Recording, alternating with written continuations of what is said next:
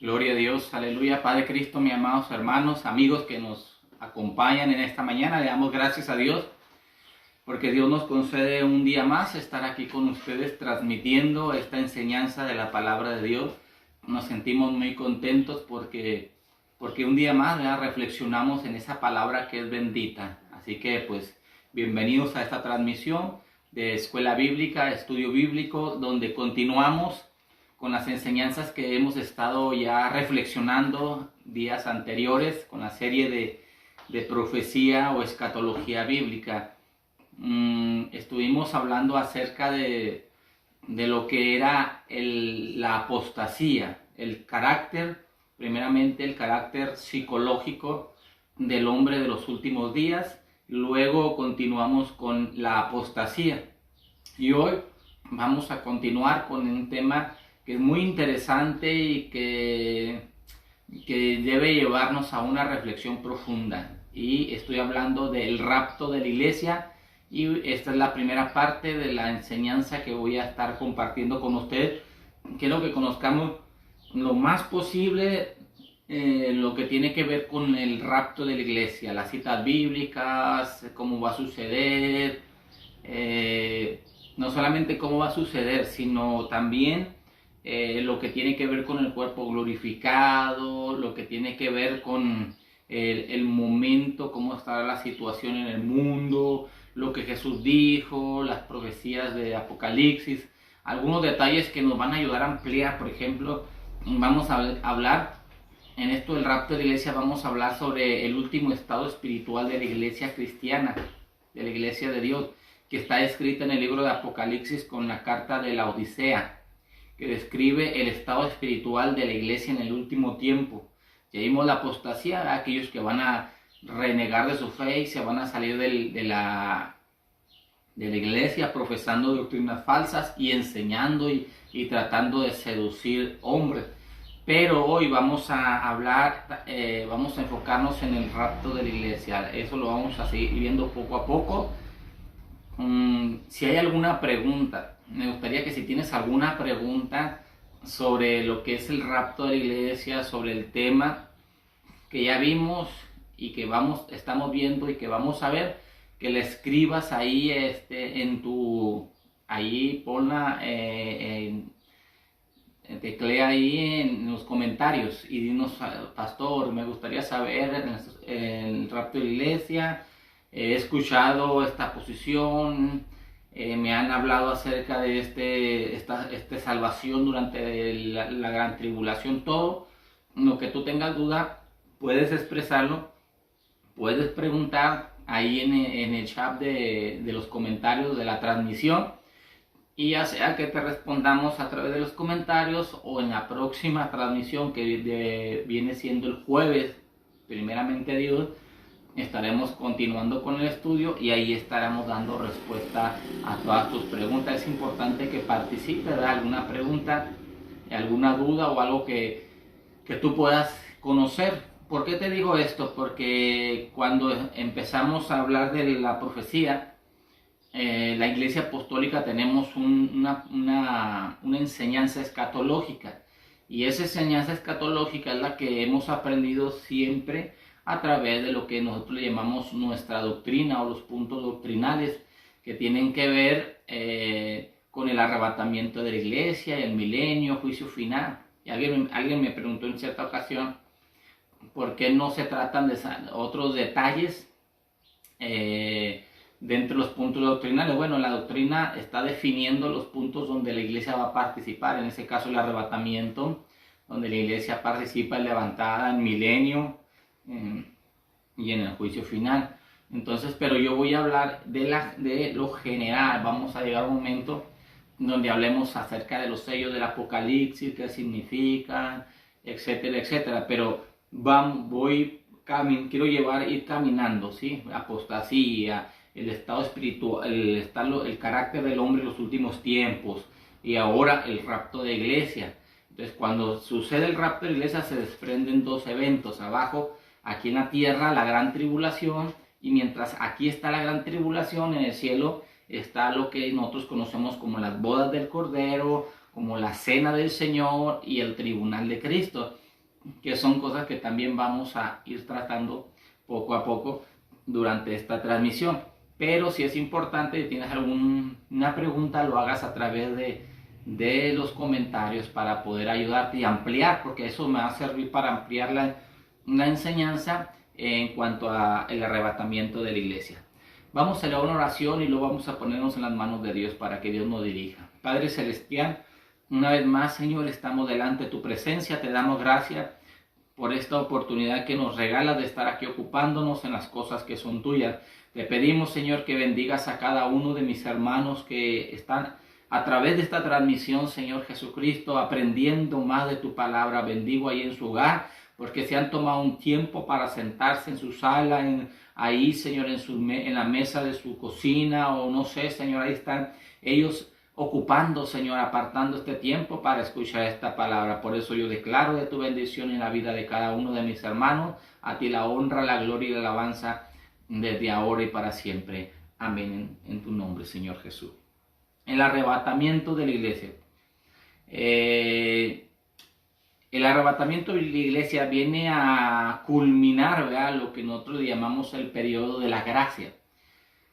Voy a ubicar lo que es el rapto de la iglesia. ¿Dónde se encuentra? Ustedes recuerdan que en el Antiguo Testamento había una profecía de las 70 semanas de Israel, que vamos a detallar más adelante cuando lleguemos a la gran tribulación. Dios había dispuesto 70 semanas para terminar de purificar al pueblo de Israel. El juicio de Israel por los pecados que había cometido viene a través de una purificación de 70 semanas, de 7 años cada semana. Se vienen cumpliendo la historia, pero sucede que en la semana 69 se detiene el reloj del juicio para el pueblo de Israel y se abre un periodo de una semana, de un periodo que se le llama la gracia, que es en el que estamos viviendo nosotros, y el profeta Daniel lo describe. Después vamos a profundizar un poco más en eso. Después de que pasa ese tiempo de gracia, que no se determina en la Biblia cuánto es, ya llevamos más de 2000 años en ese periodo. Terminándose ese periodo de la gracia, empieza un periodo para culminar las 70 semanas. Recuerda que se quedó una semana 69 y falta una semana. Esa semana que falta es lo que nosotros conocemos como la gran tribulación o el tiempo de angustia para Jacob. Recuerda que Jacob es de ahí descienden las 12 tribus, hablando del pueblo de Israel. Entonces es un tiempo de juicio exclusivamente para el pueblo, la gran tribulación para el pueblo de Israel. Pero nosotros estamos en ese periodo intermedio que es el periodo de la gracia, que es donde nos ocupa. Pero ese periodo de la gracia termina con un arrebatamiento, cuando su pueblo es arrebatado, llevado al cielo, y da inicio a esa última semana. Así que estamos en ese periodo de la gracia, en ese tiempo donde la salvación es por fe. Por gracia sois salvos por medio de la fe. Y esto no es de vosotros, sino que es un don de Dios. Entonces ahí se ubica el rapto de la iglesia. En el final, el rapto o el arrebatamiento de la iglesia es el final de ese periodo que denominamos la gracia, o de este periodo que estamos viviendo que denominamos la gracia, ¿sí? Ahora, Jesús prometió que volvería por su iglesia, y en ese acto de venir por su iglesia, él conocido como el arrebatamiento, el Señor viene por su iglesia y arrebata su iglesia. Dice la palabra de Dios. Si tienes Biblia, pues te voy a invitar que vayas acompañándome a cada una de las citas bíblicas. Dice la palabra de Dios: no se turbe vuestro corazón, creed en Dios, creed también en mí. En la casa de mi Padre muchas moradas hay. Si así no fuera, yo os lo hubiera dicho. Voy pues a preparar lugar para vosotros, y si me fuere y os prepararé el lugar, vendré otra vez y os tomaré a mí mismo, para que donde yo estoy, vosotros también estéis. Y sabéis a dónde voy y sabéis el camino.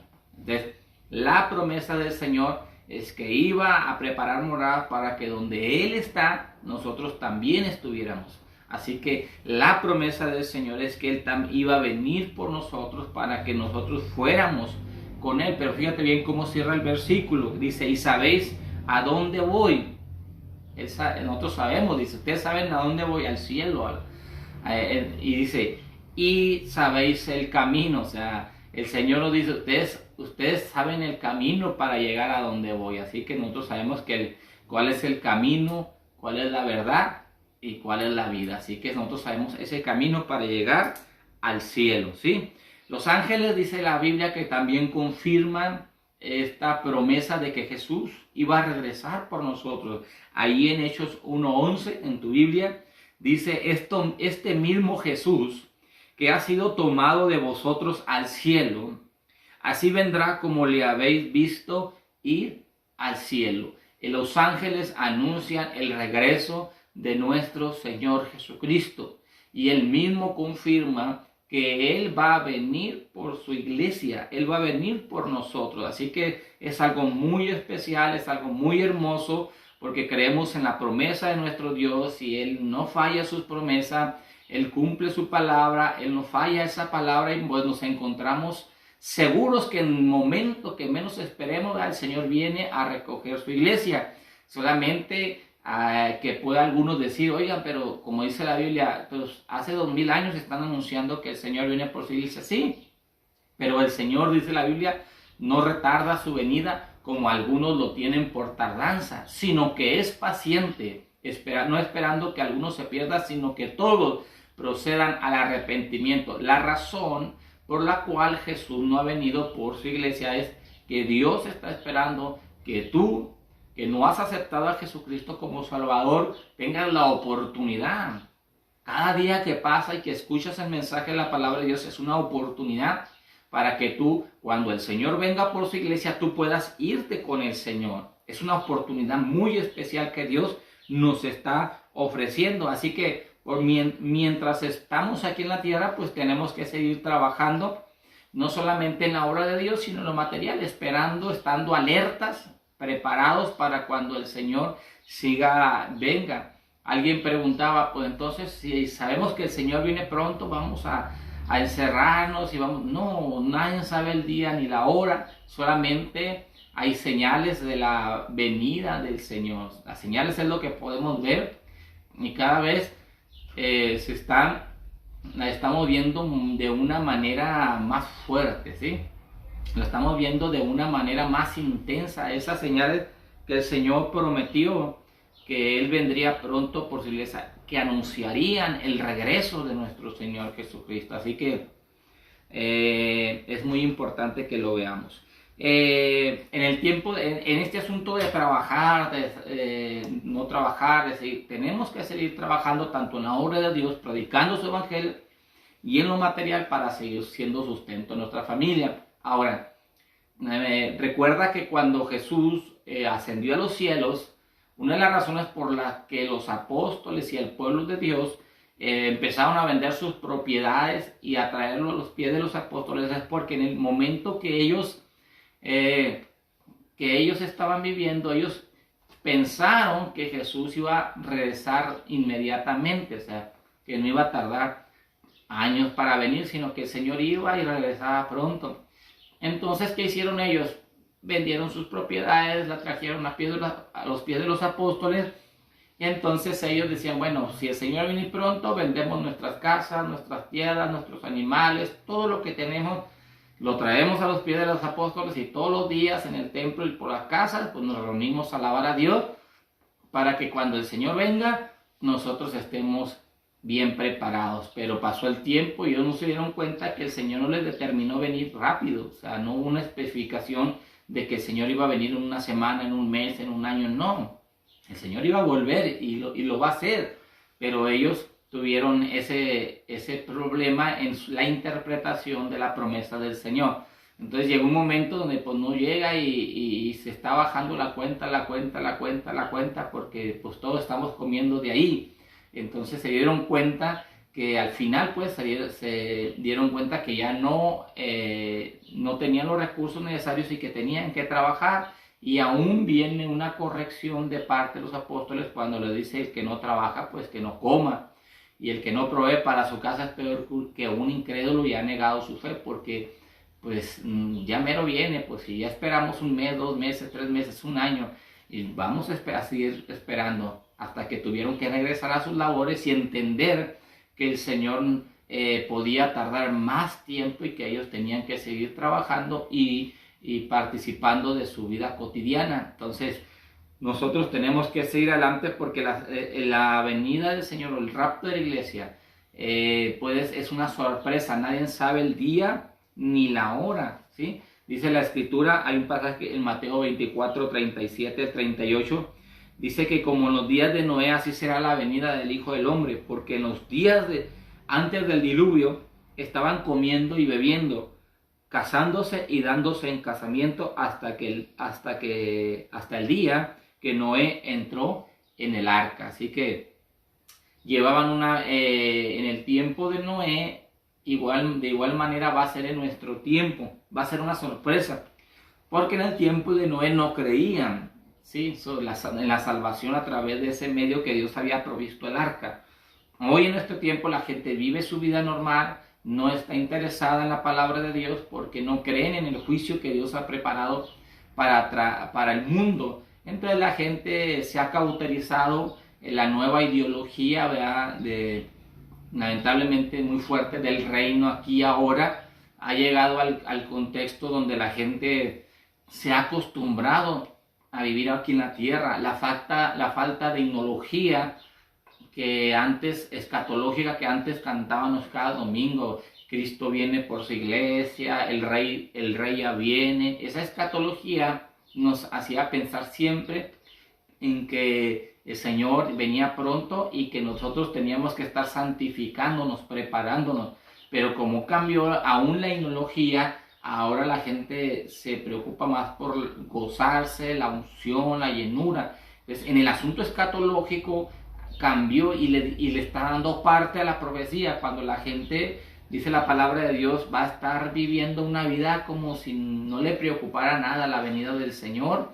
Y si no le preocupa al hombre la venida del Señor en cualquier momento, pues entonces el hombre va a empezar a vivir en una manera desordenada, va a empezar a participar de cosas que no debe participar porque se va a acostumbrar a vivir aquí en el mundo. Entonces es muy importante que veamos que va a ser una sorpresa y la condición del hombre, como en los días de Noé, pues no va a estar preparada. Algunas generalidades, ¿verdad?, que vemos es que sobre el rapto de la iglesia es que cuando hablamos de la venida del Señor, hablamos de la venida del Señor en 2 etapas: el rapto de la iglesia o el arrebatamiento y la segunda venida de Cristo.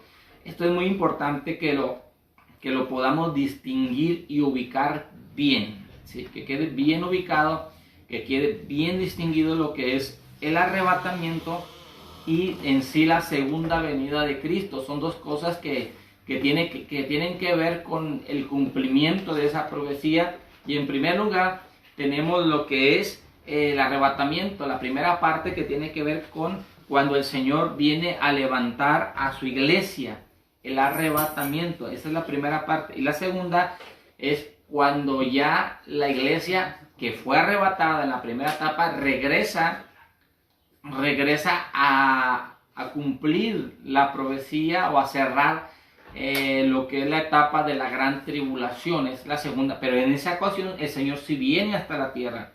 En la primera etapa dice que recibe en las nubes, recibirá a su pueblo, serán arrebatados, serán llevados en gloria por el Señor. Entonces estas 2 etapas son diferentes y tenemos que distinguir una de la otra. El arrebatamiento de la segunda venida de Cristo en sí. Una no lo verá, la iglesia será levantada. La otra sí, dice la Biblia, todo ojo le verá. O sea, y cuando es una es antes de la gran tribulación y la otra, la segunda venida de Cristo, es lo que le llamamos después de la gran tribulación. Ahora, en estos 2 periodos es muy sencillo. En una, el pueblo de Dios se ha llevado al cielo, y en la otra el pueblo de Dios regresa con el Señor. Dice la Biblia que desciende sobre el monte de los olivos y viene a pelear la batalla de Armagedón, y establecer el reino milenial. Entonces, todo eso lo vamos a ir explicando más adelante, pero tenemos que entender, ¿verdad?, que en esas dos etapas estamos. La iglesia, el tiempo del arrebatamiento, el tiempo de la salvación. Recuerda bien esto, no olvides esto, que se quede en nuestro corazón. La salvación de los gentiles, de nosotros que no somos pueblo judío, está en ese periodo de gracia que es a través de la fe, que inicia en la venida de Cristo en la tierra, que inicia a través de la muerte y la resurrección y que concluye con el arrebatamiento. Es el tiempo en el que nosotros obtenemos la salvación, la vida eterna. Pero la gran tribulación solo será un periodo de juicio, es la semana 70 para juzgar, dice la Biblia, y expiar todo el pecado que hay en el pueblo de Israel, no en nosotros. Y eso lo vamos a estar analizando más profundamente cuando veamos el asunto de lo que es la gran tribulación o la tribulación y la gran tribulación. Hay algunos ejemplos bíblicos, ¿verdad?, que ya han marcado en la historia acerca de ser arrebatado. Y tenemos, por ejemplo, el ejemplo en Génesis 5:24 de Enoc. Enoc, dice la palabra de Dios, que fue llevado al cielo sin morir. Tenemos el ejemplo de Elías en 2 de Reyes 2:11. Y tenemos el ejemplo cuando Jesús fue llevado, fue arrebatado al cielo en Hechos 1:9 al 10. ¿Sí? Entonces son tres ejemplos que ya nos han marcado este suceso. Así como sucedió con ellos, ahora va a suceder con la iglesia. Y ese será el periodo en el que nosotros tendremos lo que es la salvación. Debemos estar preparados. Estos eventos, muy bien, estos eventos nos llevan a prepararnos, ¿sí? Cuando tú sabes que va a suceder algo, tú tienes un compromiso en algún evento, te preparas con anticipación, porque no quieres quedar mal, no quieres que llegues la hora y no puedas ir, te preparas en todos los aspectos. Bueno, el arrebatamiento de la iglesia es un evento que va a suceder y pronto. Tú tienes que estar preparado. Por eso te decía, anteriormente nuestra ideología tenía mucho ese énfasis de prepárate, guárdate, cuídate, porque nos enseñaba a estar preparados porque el Señor podía venir en cualquier momento. Entonces, una de las principales cosas que se necesita para prepararte es arrepentirte de tus pecados, convertirte, bautizarte, nacer de nuevo. Porque Jesús dijo, el que no naciere de agua y de espíritu no puede entrar en el reino de los cielos. O sea, no se trata solamente de que tú conozcas de la Biblia o que hayas asistido a una iglesia. Si tú no estás bautizado, si tú no te has entregado al Señor, no puedes participar en este evento. Ahí vamos a ver mucha gente que posiblemente va a decir, pero yo fui a la iglesia mucho tiempo, soy hijo de cristianos, mis padres son cristianos, mi papá es el pastor, mi papá es ministro y yo, no, ¿por qué razón? Porque la salvación es personal. Entonces, ¿a dónde nos lleva el ver que todo lo que está sucediendo, al ver lo que está pasando, es a prepararnos? Si tú eres cristiano ya bautizado, nacido de nuevo, tienes que santificarte. Si no eres bautizado, tienes que bautizarte para salvación y vivir una vida de santificación. Si eres bautizado, te digo, tienes que vivir en santidad sirviendo al Señor. Dice la palabra de Dios, dice la Escritura. Voy a leer 1 Corintios 15, 51 al 52, que dice: He aquí os digo un misterio. Qué hermoso, un misterio revelado que Pablo nos va a compartir. ¿Cuál es ese misterio revelado que nos comparte Pablo? No todos dormiremos, pero todos seremos transformados en un momento, en un abrir y cerrar de ojos, a la final trompeta, porque se tocará la trompeta y los muertos serán resucitados incorruptibles y nosotros seremos transformados. Este pasaje es bien importante. Este pasaje nos habla acerca, dice, no todos dormiremos. Está hablando del asunto del rapto, del arrebatamiento. Dice, no todos dormiremos. ¿Sí? ¿A qué se refiere? Que unos estarán durmiendo en la tumba, pero otros estaremos de pie todavía, no habremos de dormir todavía. Dice, pero todos seremos transformados. para ir al cielo va a suceder una transformación, que significa metamorfosis en griego.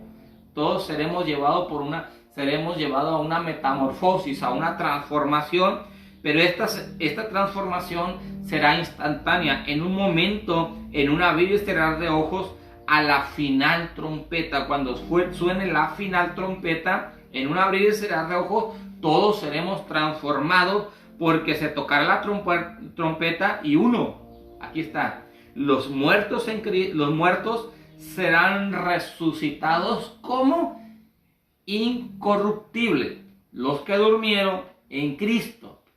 No nomás los que murieron sin Cristo no se levantan. En ese momento todavía no. Esta es la primera resurrección. Esta es la resurrección de la iglesia que va a ser arrebatada. Los injustos, los que no aceptaron, aunque escucharon el mensaje de la palabra de Dios, aunque por años escucharon ese mensaje y lo conocen, serán resucitados hasta después del milenio, en el juicio final. Y es cuando dice la Biblia que aún el Hades entregará a sus muertos, el mar, para ser juzgados. Pero es resurrección de injustos, de hombres y mujeres que no aceptaron el evangelio, que lo escucharon, pero lo rechazaron hasta el día en que durmieron. Ahora dice la palabra de Dios que los muertos serán resucitados incorruptibles, hablando de los que murieron en Cristo, y nosotros, dice, los que estamos de pie, seremos transformados. Así que esto va a ser instantáneo, en un abrir y cerrar de ojos, dice la palabra de Dios, al toque de la final trompeta. Esta es la promesa que nosotros tenemos.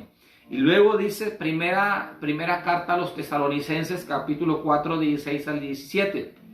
Porque el Señor mismo, con voz de mando, con voz de arcángel y con trompeta de Dios, descenderá del cielo, y los muertos en Cristo resucitarán primero.